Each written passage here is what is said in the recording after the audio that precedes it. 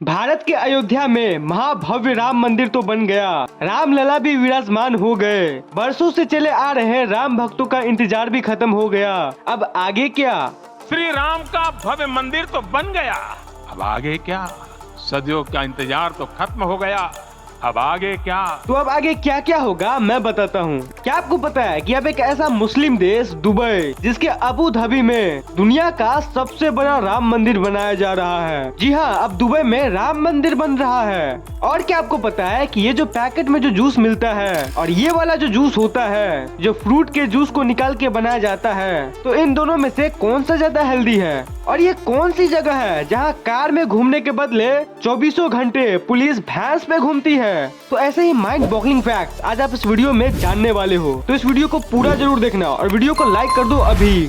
Next fact, IPL में cheer leaders को तो आप जानते ही होंगे, जो कि चीयर करते हैं गेम में अप होने के लिए। बट क्या आपको पता है कि चाइना में एक ऐसी प्रोग्रामिंग कंपनी है, तो उनमें जो लोग प्रोग्रामिंग करते हैं तो उनके लिए प्रोग्रामिंग चीयर लीडर्स कोई कंपनी रखती है। ये काफी इंटरेस्टिंग है। मतलब देखो, जो प्रोग्रामिंग कंपनी होती है उसमें जो लोग काम करते हैं, जो एम्प्लॉय, तो उन लोगों को भर दिन प्रोग्रामिंग और कोडिंग वगैरह करना पड़ता है। तो ये चीज काफी बोरिंग होता है। मतलब जिन लोगों को कोडिंग करना, प्रोग्रामिंग करने में इंटरेस्ट है, वो लोग तो फुल एंजॉय करते हैं इस काम को। बट ऐसे एम्प्लॉय जो कंपनी में ऐसे ही आ गए हैं बस सैलरी के लिए, जिनको कोडिंग करने में सच पूछो तो उतना मजा नहीं आता, लेकिन करना पड़ता है, तो ऐसे वर्कर्स के लिए चाइना की कुछ कंपनियां चीयर लीडर्स को रखते हैं। एंड ये जो यंग लड़कियां होती है, ये उन एम्प्लॉय के साथ जिनको कोडिंग में मन नहीं लगता, तो उनके साथ हंसी मजाक करती है और प्रोग्रामिंग करने के लिए मोटिवेट करती है। और वहाँ के सभी लड़के उन लड़कियों को इम्प्रेस करने के लिए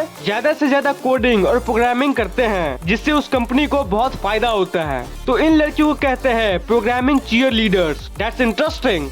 नेक्स्ट फैक्ट, आपने वीजा और पासपोर्ट के बारे में तो जरूर सुना होगा। हम पासपोर्ट की मदद से कहीं भी किसी भी देश में घूम सकते हैं। तो बहुत सारे कंट्रीज ऐसे भी है जहां हम बिना वीजा यानी सिर्फ पासपोर्ट की मदद से ही घूम सकते हैं। लेकिन क्या आपको पता है कि अब हमारा देश पॉपुलेशन के मामले में नंबर 1 पे आ गया है। पूरे देश की पॉपुलेशन लगभग 140 करोड़ से भी ज्यादा है। तो आप ये जानकर शॉक्ड रह जाओगे कि इतने ज्यादा पॉपुलेशन वाले देश में सिर्फ 7.2% लोगों के ही पास वीजा और पासपोर्ट है। जी हाँ, आपने सही सुना, 7.2%। यही वो स्टैंड है इंडिया के पासपोर्ट ओनर्स का। और पूरे देश में सिर्फ केरला ही एक ऐसा स्टेट है जहां सबसे ज्यादा लोग के पास पासपोर्ट और वीजा है। नेक्स्ट फैक्ट, ब्राजील देश में मैराजो नाम का एक आइलैंड है और यहाँ की पुलिस कारों में नहीं बल्कि भैंसों पे घूमती है। क्या है कि मैराजो नाम के इस छोटे से आइलैंड पे पूरे इंसान की आबादी बस 2.5 लाख ही है, लेकिन वहाँ के भैंसों की आबादी 4,50,000 से भी ज्यादा है। यानी इस आइलैंड पे इंसानों से ज्यादा भैंस रहते हैं। इंटरेस्टिंग। नेक्स्ट फैक्ट, ये जो पैकेट जूस आते हैं मार्केट में, तो मैं यहाँ किसी कंपनी का नाम नहीं लूंगा वरना पंगा हो जाएगा। तो ये सब जो जूस है पैकेट वाली, तो ये क्लेम करती है कि ये बहुत हेल्दी होता है। तो क्या ये एक्चुअली में हेल्दी होता है? तो मैं आपको बता दूं कि नहीं, इसमें बहुत मात्रा में शुगर होता है, चीनी होता है। ये जो प्रोडक्ट होती है वो जरा भी हेल्दी नहीं होती। जो फ्रूट का रियल में निकाला गया जूस एक्चुअल में रॉ फॉर्म में, जैसे कि गन्ने का जूस मिलता है एकदम आपके सामने निकला हुआ, तो वो तो एकदम अलग ही लेवल का हेल्दी होता है। आप लोग जो अपने घर में फ्रूट को मिक्सचर में डालकर जो जूस बनाते हो, वो सब नो डाउट हेल्दी होता है। लेकिन ये जो पैकेट में जूस आता है, मैं यहाँ किसी कंपनी का नाम नहीं ले सकता, तो इन प्रोडक्ट में शुगर बहुत होता है। जितना हेल्दी ये क्लेम करती है उतना ये होती नहीं है। और ये जो ब्रेकफास्ट सीरियल्स होते हैं और जो मीठे सीरियल्स होते हैं जिसे खा के लगता है कि वाह ब्रेकफास्ट हो गया, उसमें भी बहुत सारे सीरियल्स में शुगर भरा रहता है। नेक्स्ट फैक्ट, ये जो मूवी में अजीब अजीब क्रिएचर्स दिखाई देते हैं, जैसे क्रीचर मूवी में ये जो ब्रह्म राक्षस था, तो ऐसे ऐसे जानवरों को जंगल से पकड़ के नहीं लाया जाता है मूवी शूटिंग के लिए। ऐसे ऐसे सीन्स को इंसान खुद बनाता है कंप्यूटर से। जैसे कि हम एक फेमस मूवी को लेते हैं, पायरेट्स ऑफ द कैरिबियन। तो इस मूवी में ये जो अजीब तरह के ऑक्टोपस को दिखाया जाता है, तो ये एक्चुअली में ऐसे शूटिंग किया जाता है इस तरह से। एंड जो अवतार मूवी है उसमें भी कुछ ऐसा ही होता है। और मेरा जो फेवरेट है मार्वल स्टूडियो, तो आप उसका कुछ इमेजेस यहाँ देख सकते हो।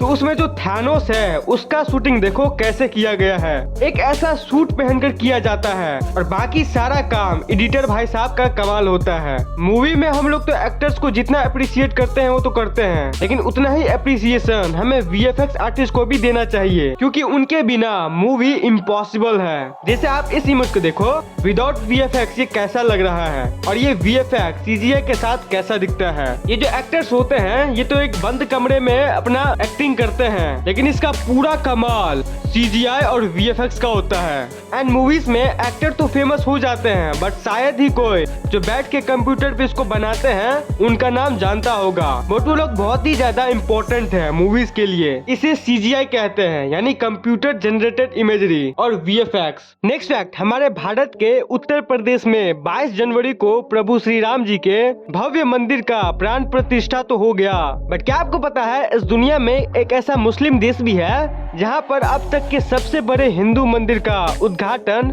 राम मंदिर के तुरंत बाद होने वाला है। यूनाइटेड अरब अमीरात की राजधानी अबू धाबी में 700 करोड़ की लागत से बीएपीए स्वामी नारायण हिंदू मंदिर बनने जा रहा है। प्रधानमंत्री नरेंद्र मोदी जी ने इस मंदिर की आधारशिला साल 2018 में ही रख दी थी। पूरे दुनिया भर में 1100 मंदिरों का निर्माण कर चुकी बीएपीए संस्था इस मंदिर का निर्माण कर रही है। ये मंदिर अबू धाबी से 50 किलोमीटर दूर अबू धाबी दुबई हाईवे के पास अबू मुरीखा में 28 एकड़ जमीन पर इस मंदिर का निर्माण किया जा रहा है। इस मंदिर में बनाई जाने वाली वास्तुकला वैदिक वास्तुकला से इंस्पायर्ड है। साथ ही मंदिर के निर्माण के लिए राजस्थानी गुलाबी पत्थर इस्तेमाल किए जा रहे हैं और अब इस मंदिर का निर्माण लगभग पूरा हो चुका है। तो 14 फरवरी 2024 में इसका उद्घाटन किया जाएगा और इसके उद्घाटन में खुद प्रधानमंत्री नरेंद्र मोदी जी शामिल होंगे। भारत और यूएई के संबंधों को मजबूत करने में इस मंदिर की मुख्य भूमिका मानी जा रही है। तो ये तो हो गई यूनाइटेड अरब की बातें। अब बात करते हैं हमारे अयोध्या में बने राम मंदिर का। आपको पता है अयोध्या के इस मंदिर के नीचे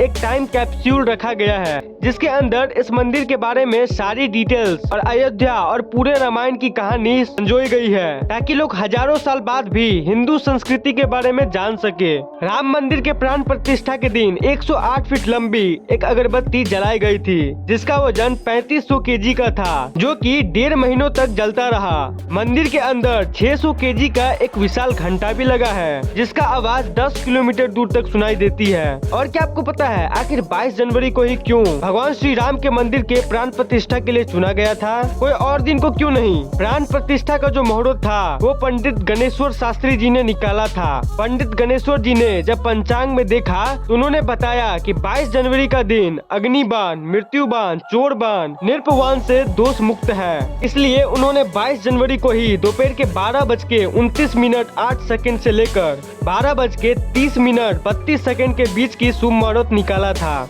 इसके अलावा सर्वार्थ सिद्धि योग, अमृत सिद्धि योग और रवि योग जैसे शुभ योग भी 22 जनवरी के दिन ही है। और तो और इसी दिन मृगशिरा नक्षत्र और अभिजीत मुहूर्त भी रहेगा, जो काफी शुभ माना जाता है। और इन सभी वजहों से 22 जनवरी का ही दिन भगवान राम के प्राण प्रतिष्ठा के लिए चुना गया था। तो मिलता हूँ किसी अगले इंटरेस्टिंग वीडियो में, तब तक के लिए जय श्री राम।